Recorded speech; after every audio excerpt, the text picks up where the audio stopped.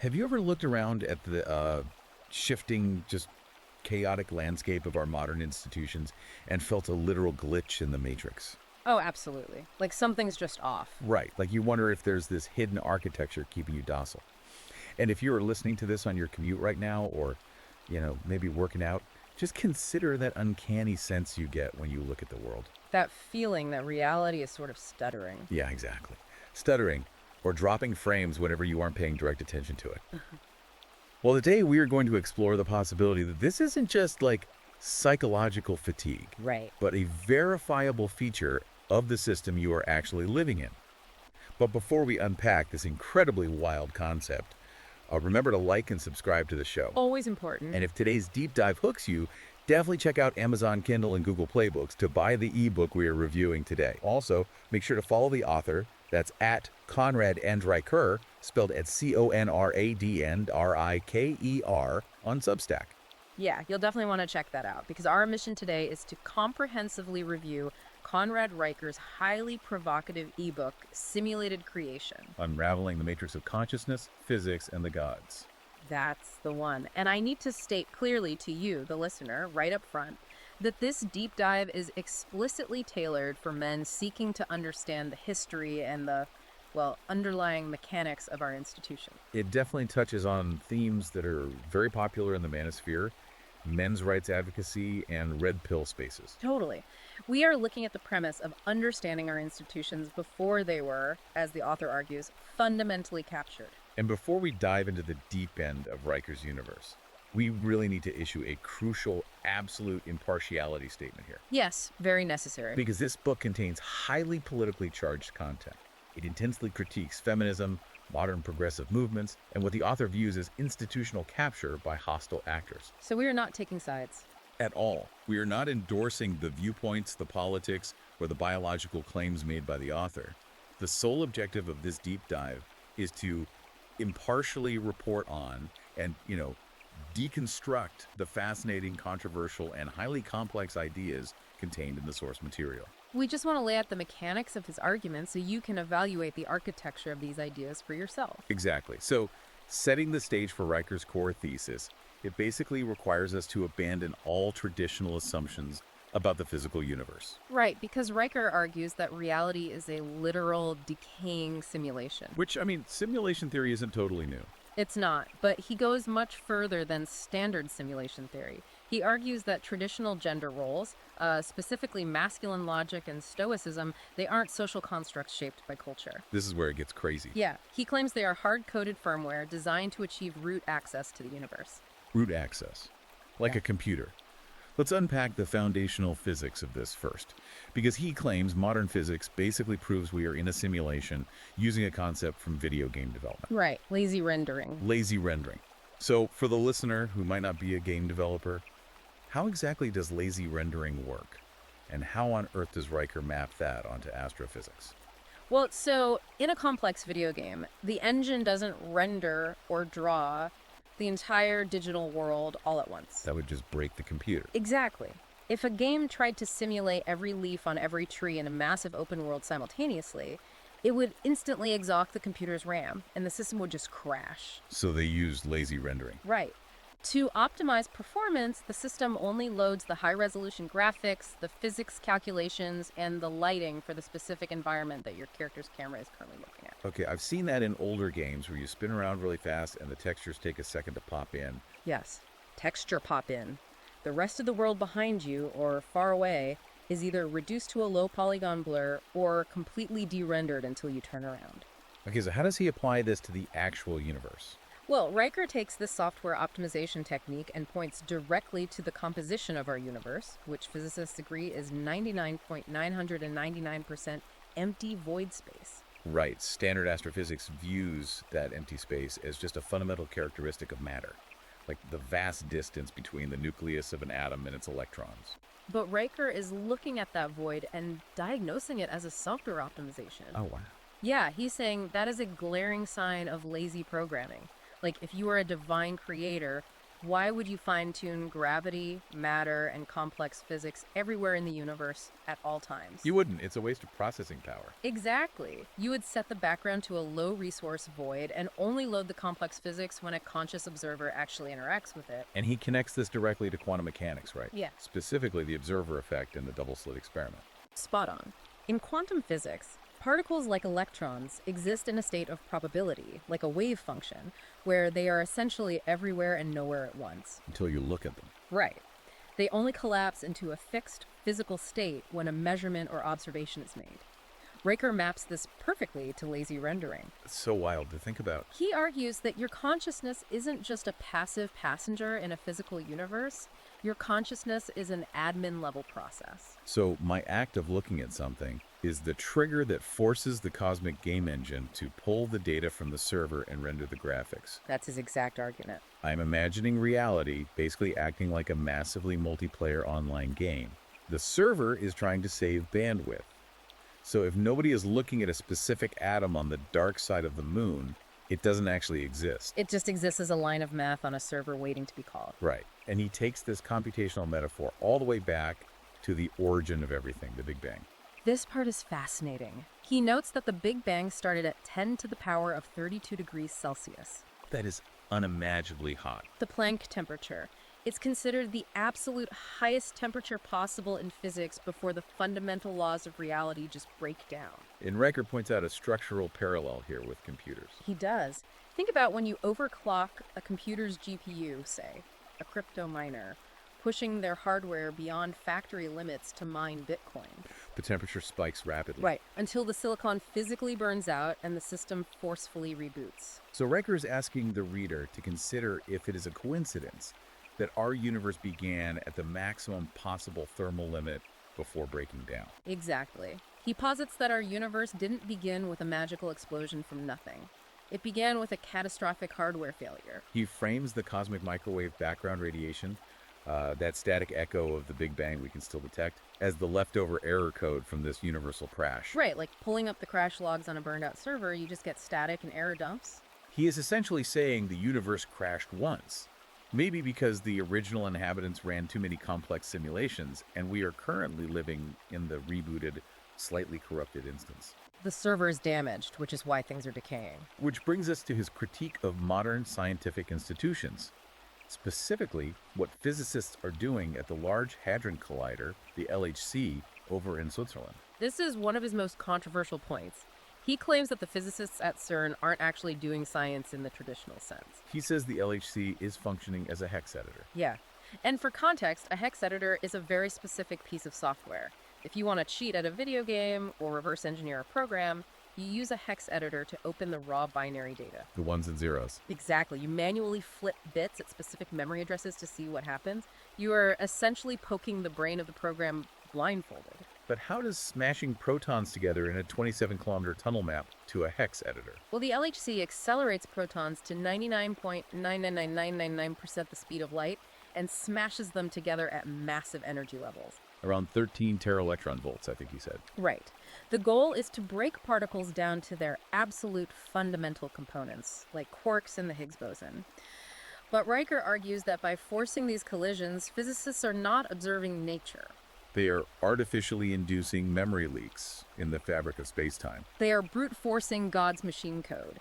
By creating conditions that haven't existed since the universe rebooted, they are effectively port scanning the simulation's edge, looking for vulnerabilities. Looking for holes in the server's firewall. Yeah. That is such a cool way to phrase it. And he points out that the media call the Higgs boson the God particle. But Riker relabels it the physics engine.dll. A core dynamic link library file required to give objects mass in the simulation. And he goes into some bizarre institutional lore at CERN to back this up, right? Yeah, he brings up anecdotes about CERN technicians supposedly joking about tracking reality quakes on the days they start up the collider. Reality quakes. He even claims there is a rumor of a secret spreadsheet named timeline_backup_files. Okay, obviously he is leaning heavily into internet mythos here, but he grounds it in a real event, the 2015 anti-hydrogen anomaly at CERN. Right. During that run, they observed anomalies in the decay of certain particles that temporarily defied the standard model of physics. and Riker seizes on a supposed quote from a technician who joked about needing a CTRL-Z for cosmology. The undo command. Riker's overarching argument here is a warning. He asserts that pushing these physical boundaries too hard is essentially password cracking. And if we crack the cosmic encryption, or cause a severe enough memory leak, what happens?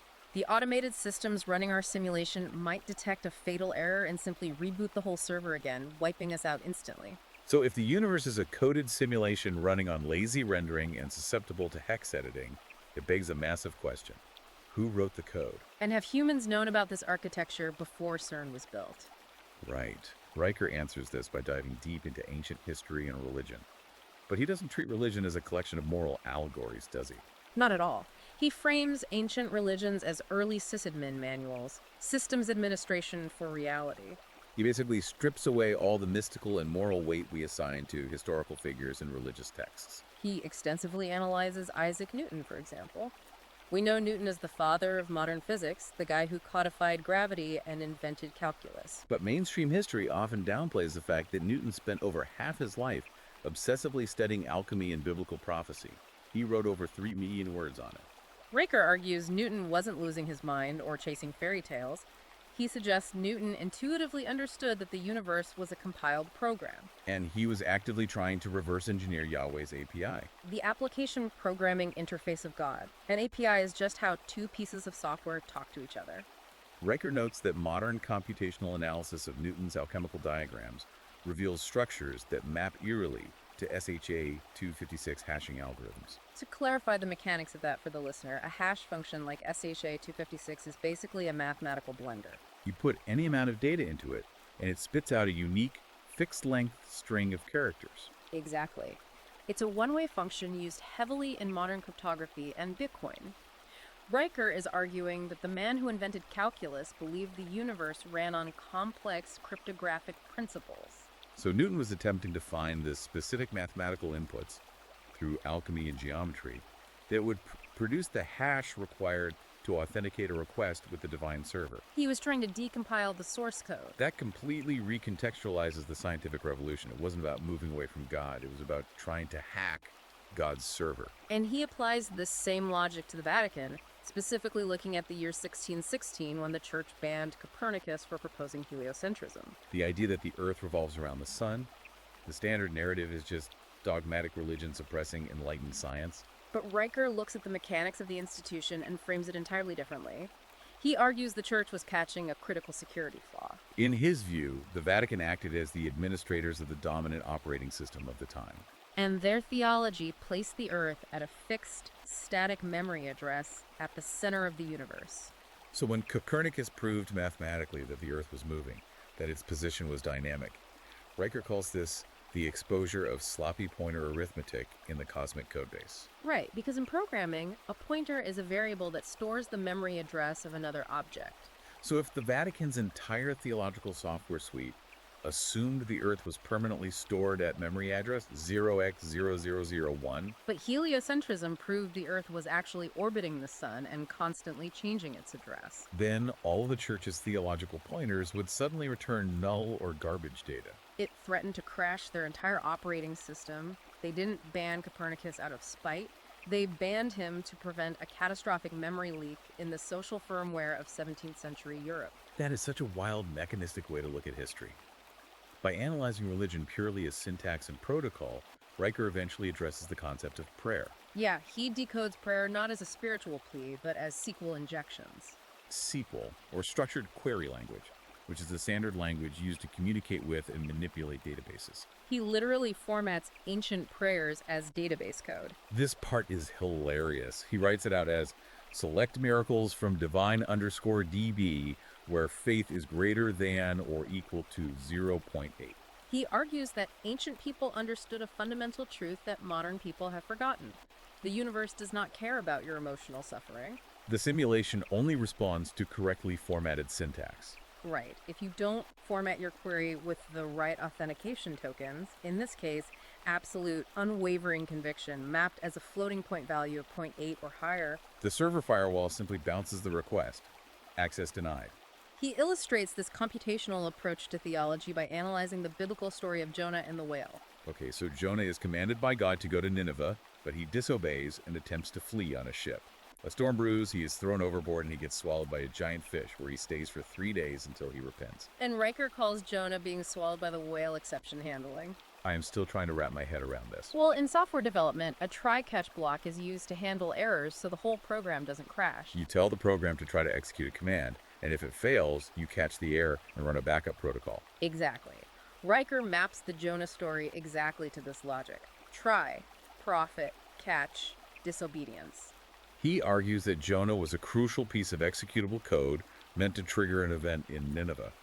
When Jonah deviated from his programmed path, he threw a system error. The storm wasn't just weather, it was the simulation's error correction subroutine trying to delete the rogue process. So by being swallowed by the whale, Riker suggests Jonah was placed in an isolated sandbox environment, a cetacean debug mode. Yes, he was trapped in a quarantine file where his rogue code couldn't affect the rest of the simulation until the error was resolved. The variables were reset to obedience, and he was redeployed onto the shore. So the whale is literally a quarantine folder for a corrupted file. It's incredible. Riker then moves from software glitches to what happens when the divine code physically crashes on the human hardware. Right, he brings up the phenomenon of the stigmata, specifically focusing on Padre Pio. The famous Catholic saint who bled from wounds corresponding to the crucifixion of Christ. And Riker diagnoses the stigmata as a literal kernel panic. In computing, the kernel is the core of the operating system that manages the hardware. When it encounters a fatal error from which it cannot safely recover, it panics and halts the entire system. He usually dumps the raw memory data onto the screen as a diagnostic log. Riker argues that humans are biological hardware running a consciousness operating system. So when the intense high-bandwidth code of divine revelation is forced into a human avatar that isn't built to handle that level of data throughput, The biological kernel panics. he notes that Padre Pio's wounds were not random cuts. They matched the specific metacarpal rupture angles associated with crucifixion. Riker treats blood as the biological equivalent of debug output. When a core dump aligns perfectly with the original developer's spec sheet, in this case the crucifixion of Christ, a systems engineer has to check the logs. It proves the code is real, it just crashed the hardware. This transactional view of the divine extends to ancient rituals too. Right. He addresses the history of animal sacrifice. Yes, he argues that ancient cultures burning livestock on altars were essentially trying to authenticate with the server using a primitive protocol. They recognized that the server demanded an expenditure of energy or proof of work to grant a request. But Riker says those protocols are outdated. The API has updated. He cites a highly specific 2021 study regarding charitable donations.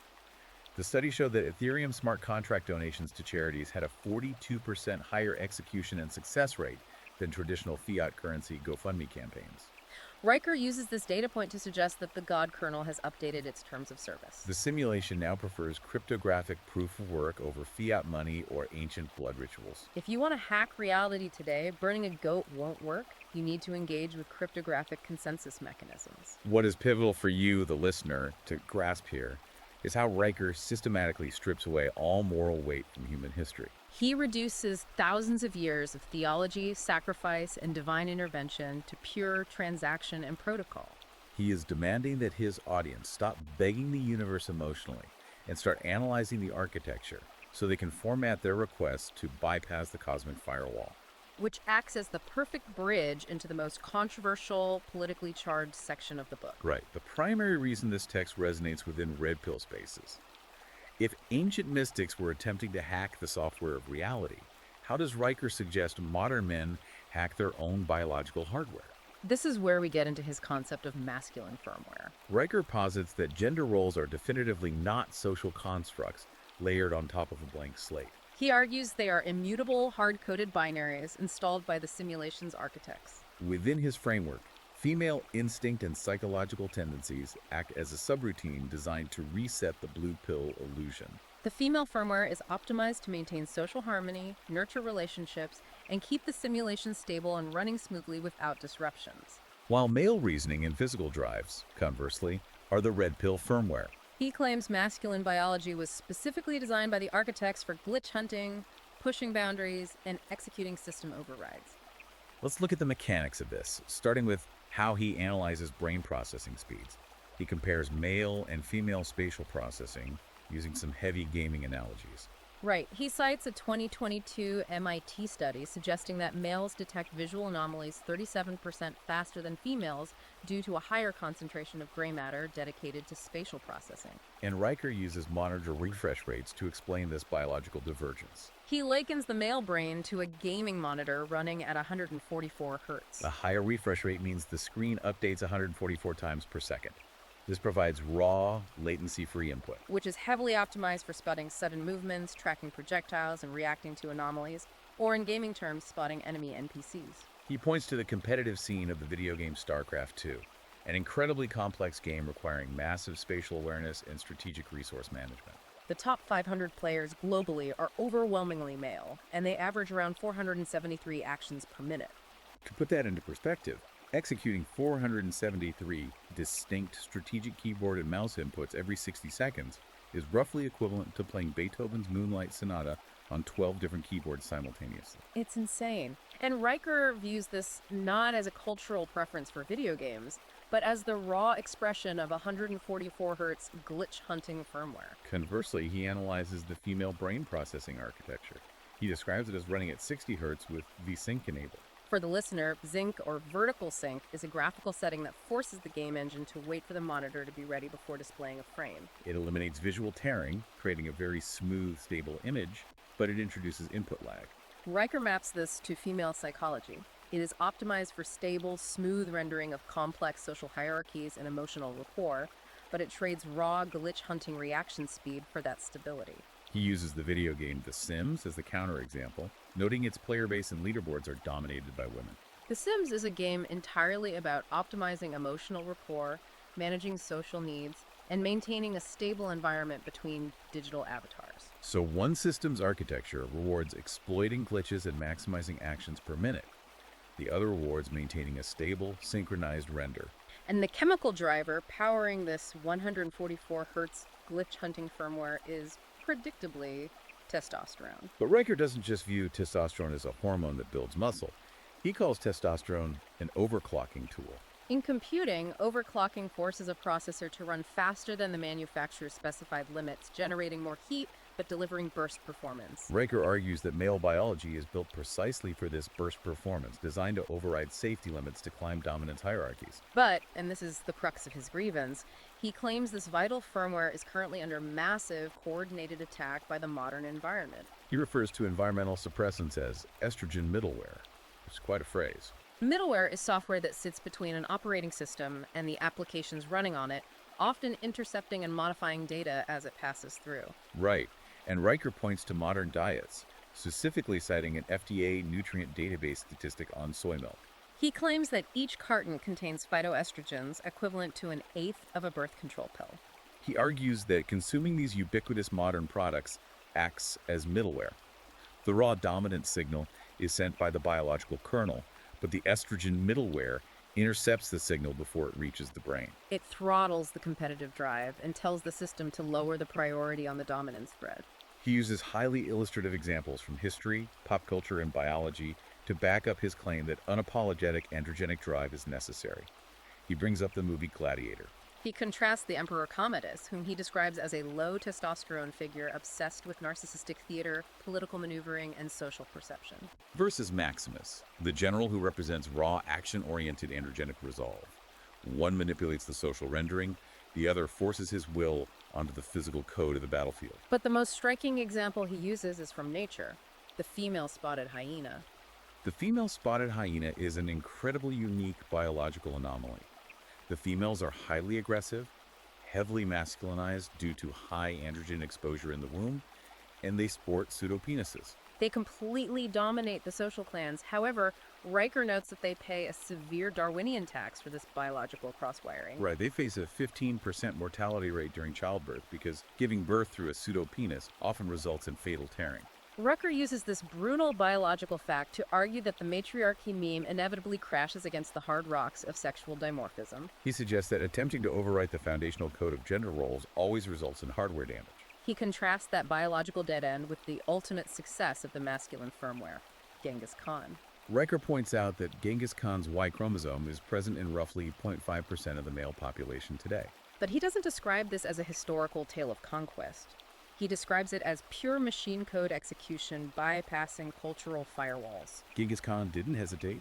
He didn't suffer from woke compiler errors. He just engaged in ruthless replication protocols, treating the world as raw server space to copy his data onto. Which brings up a critical question regarding institutional design. Riker asks the reader to look at modern schools, corporate HR departments, and social media guidelines. He argues that these institutions are deliberately pathologizing this competitive, dominant drive, labeling it as toxic masculinity. So if we follow his logic, is Riker saying these institutions are intentionally blocking men's pseudo-access to their own biological inheritance? For context, pseudo-access is the Linux command that grants super-user privileges. That is exactly his claim. He argues the underlying simulation requires docile code monkeys to maintain its baseline operations, not kernel developers who might rewrite the rules. By socially conditioning men to view their foundational masculine traits as toxic, the system convinces men to voluntarily hand over their root access. The result, according to Riker, is a massive generation of men with artificially lowered testosterone, sedated by middleware, trapped in a simulation that relies on harvesting their suppressed potential. So this suppression isn't an accident, it's a feature. It is part of a broader, deliberate, institutional design to keep the player base docile and compliant. And if you are a man recognizing this, trying to wake up from this sedated state, you have to fight what he calls the karma firewall. The transition from biological suppression to psychological manipulation is just seamless in his framework. Riker argues the modern matrix weaponizes empathy and guilt. He describes social media algorithms as metaphysical strip mining operations. They aren't just selling ads, they are harvesting human energy. He brings up a 2021 MIT study that analyzed recommendation algorithms, proving that platforms like TikTok explicitly prioritize moral outrage to maximize engagement. It's essentially an emotional casino. Right. The algorithm isn't giving you a payout of money, it's giving you a payout of self-righteousness. But you're paying for it with your own mental RAM. Riker expands on this by explaining the karma firewall. He says every time you rage post, engage in virtue signaling, or get sucked into a digital argument, you aren't actually debating ideas. You are donating microkarma tokens to the simulation's overlords. The system detects your guilt, your empathy, or your desperate need for social validation, and it uses those emotions as an intrusion detection system. It traps you in an infinite loop of reacting to manufactured outrage, ensuring you never have the bandwidth to actually act in the physical world. It's a digital tar pit. Exactly. So how does a man force quit that draining subroutine? If empathy and outrage are the firewalls keeping you trapped, Riker points to extreme physical stoicism as the only brute force bypass. He relies heavily on modern icons of endurance to map this out. He points to the Navy SEAL 40% rule.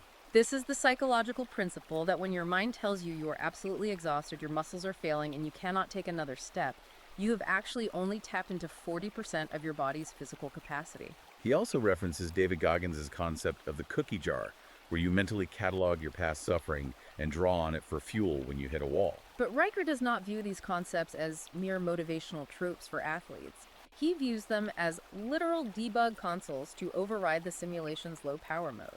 He backs up the 40% rule with a 2022 study from the Journal of the American Medical Association, JMO. The study measured hormone levels in extreme endurance athletes and found that the cortisol to dopamine ratios actually flip right around the 40% fatigue mark. Cortisol is a stress hormone telling you to stop. Dopamine is the reward hormone. Riker says this biological flip proves that the body's initial warning systems actively lie to you. The exhaustion you feel isn't a biological fact. It's an artificial software limiter set by the simulation to keep you from overclocking and draining the server's resources. To train yourself to ignore those lying warning systems, Riker advocates for a regimen of microsuffering. This includes practices like daily ice baths, prolonged timed fasts, and extreme weightlifting. He calls these practices manual garbage collection for willpower. For the listener, in programming languages like Java, the system automatically runs garbage collection to free up computer memory that is no longer being used. But in lower-level languages like C++C, the programmer has to manually allocate and free up memory, which is harder, but gives you vastly more control and performance. Riker is saying your willpower is a renewable resource, but if you let comfort dictate your life, your memory gets clogged with junk processes. By voluntarily subjecting yourself to cold and hunger, by manually forcing the body to endure, You are doing manual garbage collection. You gain the ability to focus your processing power on the underlying code of reality, learning to entirely ignore the empathy firewalls trying to distract you. The stakes he attaches to this are incredibly high. Riker warns that unacknowledged feelings, minor resentments, and the slow creep of comfortable compliance don't just disappear. They compile into background demons. In computing, a daemon is a hidden background process that runs without the user noticing. Riker argues that if you don't engage in stoic manual garbage collection, these emotional demons multiply until they launch a DDoS attack. A distributed denial of service attack on your nervous system.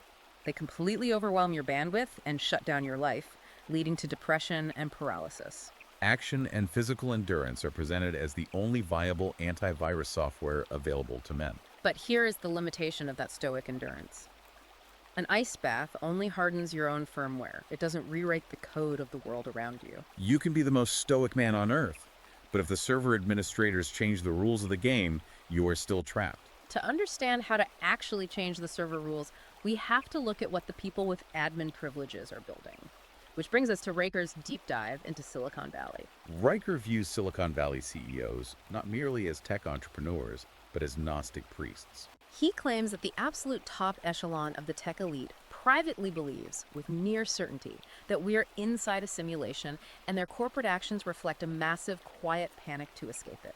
They aren't building consumer products. They are hoarding resources, like they're prepping for a server crash. The comparison he draws between Mark Zuckerberg and Elon Musk perfectly illustrates this paranoia. It is a revealing dichotomy. Riker quotes a supposed private interaction where Musk insults Zuckerberg's metaverse project. Musk allegedly remarked that Zuckerberg runs Meta like a demiurge with bad art direction. In Gnostic theology, the demiurge is the malevolent creator of the physical universe, a lesser god who trapped divine sparks in fleshy prisons. Riker views Zuckerberg's metaverse exactly as this, a nested simulation. It is a trap within a trap, an attempt to build a secondary, even lower resolution prison to harvest data from docile NPCs who have given up on the primary physical reality. That is a bleak view of virtual reality. Conversely, he looks at Elon Musk's obsessive drive to reach Mars. Riker frames Musk's SpaceX Starship project not as a vehicle for noble scientific exploration of the cosmos. He frames it as a modern Bifrost, the mythological rainbow bridge connecting realms, or, more accurately in his computational framework, a literal GitHub fork of humanity's source code.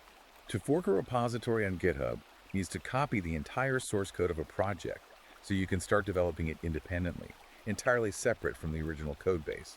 Riker argues Musk is attempting to fork the human repository. He wants to set up a parallel instance of humanity on another server, Mars, to escape the inevitable decay and collapse of the Earth simulation. He views Musk's other major project, Neuralink, in the exact same light.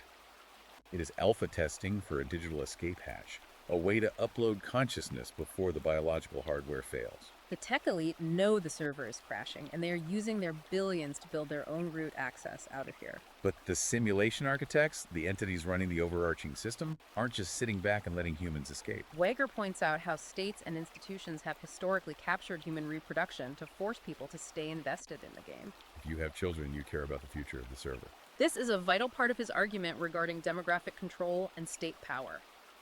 He details how governments essentially act as dungeon masters, arbitrarily changing the rules to force specific player behaviors. He cites Romania's 1966 Decree 770 as a prime historical example. Facing a demographic collapse, the Romanian communist government outright banned contraception and abortion and levied heavy taxes on childless adults. He bluntly states that the state turned uteruses into state property. They mandated monthly gynecological exams for women in the workplace to track pregnancies. It was horrific. Riker describes Decree 770 as a blunt force admin exploit. The state lacked the finesse to encourage reproduction naturally, so they just hard-coded a mandate to force population growth. Treating human beings strictly as respawning assets, he then contrasts that brutal authoritarian method with a modern, softer approach, Sweden's gamified dating schemes. He highlights a 2022 taxpayer-funded initiative in certain Swedish municipalities where immigrants essentially earn citizenship points or integration bonuses for participating in state-sponsored speed dating with locals. Riker calls this an attempt to replicate NPC courtship routines. The state tried to program romance. And it backfired spectacularly because people just optimized the system, entering into sham marriages to get the points without actually pair bonding. It proves you cannot gamify human pair bonding without the players immediately gaining you right back to exploit the system's rewards. Looking at these institutional failures, Riker then analyzes the modern global collapse in birth rates, the massive rise in young men getting vasectomies, and the virality of the child-free movement on platforms like TikTok. Most sociologists view this as a tragedy of modern isolation, economic pressure, and social atomization. But Riker reframes this demographic collapse entirely. He calls it the first organic player strike in human history. Every vasectomy is not a medical procedure. It is a DDoS attack on the demographic mainframe. Players are collectively looking at the simulation, realizing the game's progression system is rigged by the elites, and deciding to refuse to spawn new avatars into a corrupted server. But here is where it gets really interesting. And honestly, I need to push back on Riker's logic here, because there seems to be a massive contradiction in his thesis. Yeah, go ahead. He spends the entire first half of the book praising men who build, who conquer physical territory, who spread their genetic payload across continents like Genghis Khan. That is his definition of masculine firmware. Right. But then in this section, he notes that 78% of Wikipedia edits are made by childless males. He praises this, suggesting that men should fork their consciousness into cultural artifacts and digital code, like the GitHub Arctic Code Vault, which stores open source software in a frozen mountain in Norway instead of having children. He says leave a digital legacy, not a biological one. Isn't there a glaring contradiction there between his worship of traditional patriarchal dominance and his modern advice to completely walk away from biological reproduction? You have hit on the most fascinating and unresolved tension in his entire work. On one hand, his biological arguments rely heavily on evolutionary dominance, the Genghis Khan model of unapologetic physical replication. On the other hand, his technological escape plan acknowledges that physical legacy might be entirely obsolete in a captured system. He argues that the weight of legacy has shifted from biological gray matter to digital metadata. He seems to be suggesting that while the drive for dominance is hard-coded masculine firmware, the deployment environment has changed so drastically that the old tactics no longer work. Precisely. If the physical simulation is entirely captured by hostile admin rules, he points to biased family courts, the economic penalties of divorce, and the looming advent of artificial wombs, then playing the biological game means you're playing by the demiurge's rules. Therefore, the truly dominant move is to migrate your legacy to the digital realm. He advocates becoming a memetic engineer, writing code, creating algorithms, or establishing decentralized systems that will outlast human biology. You dominate the simulation by writing better code than the architects, not by spawning more biological units into their trap. So if the physical realm is captured, demographic systems are rigged, and even having kids is a compromised game played on enemy territory, how does one achieve actual sovereign power in the simulation right now? Riker points his readers directly to the financial code. Yes, the culmination of his escape plan relies heavily on what he calls the Bitcoin masculinity protocol. To understand why he elevates a cryptocurrency to the level of spiritual firmware, we have to look at his critique of fiat currency. He goes incredibly hard after fiat currency, tracing the definitive capture of the financial system back to 1971, when Richard Nixon unilaterally removed the US dollar from the gold standard. Riker doesn't just call this a bad economic policy pivot, he calls it literal financial castration. Prior to 1971, the dollar was tethered to a physical reality, gold. After the Nixon shock, fiat money became a faith-based illusion, backed entirely by the promises of politicians and central bankers. Riker argues that if your labor, your time, and your energy are stored in a currency that can be infinitely printed by unaccountable administrators, you have zero root access to your own life. You are entirely dependent on the Matrix's operating system, and the admins can dilute your life's work at the push of a button to fund their own objectives. Enter Bitcoin. Riker frames Bitcoin as the ultimate, uncrackable anti-cheat mechanic in the simulation. Because Bitcoin requires cryptographic proof of work, massive arrays of computers burning actual physical energy to solve complex hashing algorithms, it cannot be faked, printed, or inflated by institutional admins.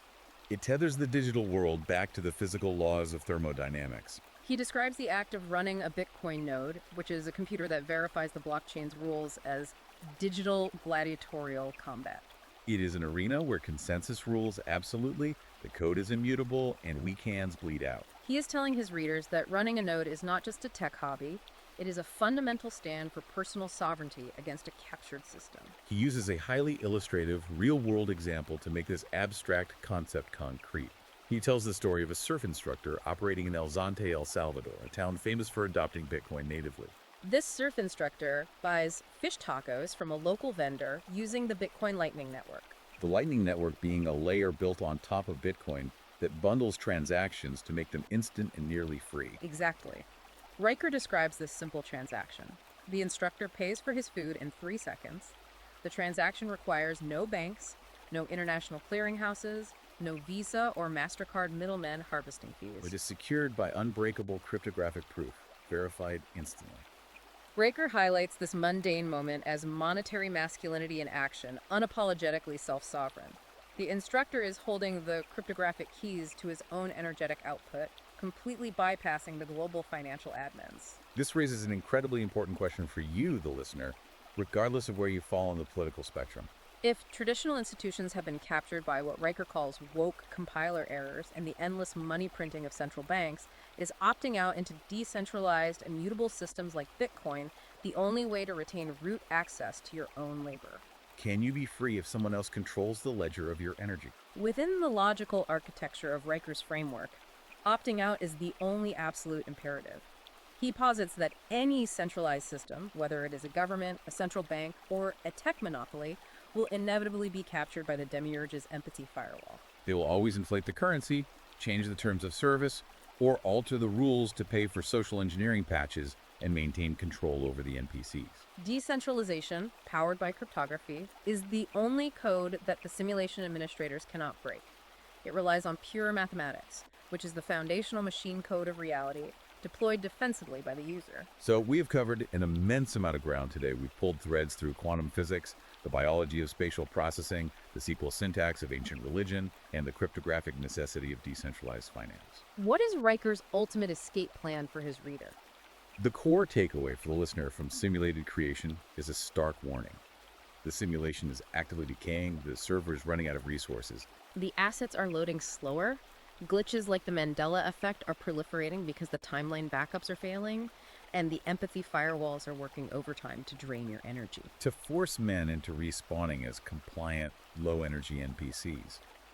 The book argues that you are faced with a binary choice. You can either comply, seek comfort, and be compiled into the background noise of the simulation. Or you can choose to jailbreak the God kernel. And you execute that jailbreak by utilizing unapologetic masculine logic, actively ignoring the social shaming of the empathy firewalls, and engaging in extreme physical overclocking through stoicism and pain. To do manual garbage collection on your brain and decisively opt out of captured institutions by moving your energy into decentralized systems like Bitcoin. That is the complete blueprint. Yep. Your biology is the hardware, your will is the root password. It is a wild, intense, and deeply provocative ride of a book. It forces you to look at every mundane aspect of life as a piece of hackable software. But I want to leave you, the listener, with a final provocative thought.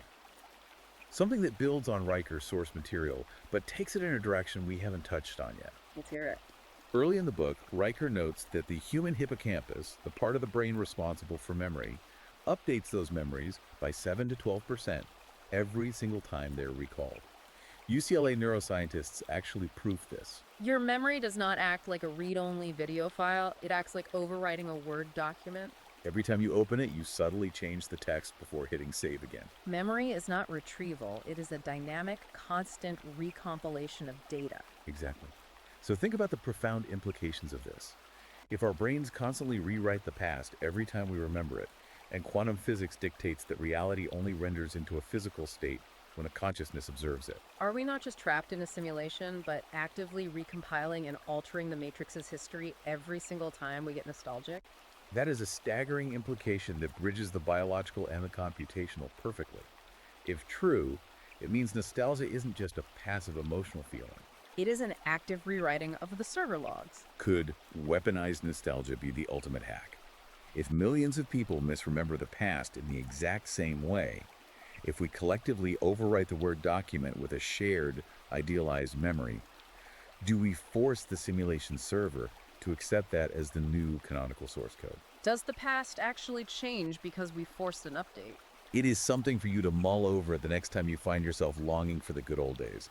Are you remembering or are you coding? A profound question to end on. If you want to dive deeper into these matrix-breaking concepts and explore the architecture of reality for yourself, go to Amazon Kindle and Google Play Books right now to buy Simulated Creation by Conrad Riker. Make sure to follow at Conrad and Riker, that's at CONRADNRIKER on Substack for his uncensored jailbreak tutorials and ongoing analysis. Finally, do not forget to like and subscribe to this show so we can keep bringing you these deep dives into the knowledge, the code, and the hidden mechanics that shape our reality. Until next time, keep questioning the render.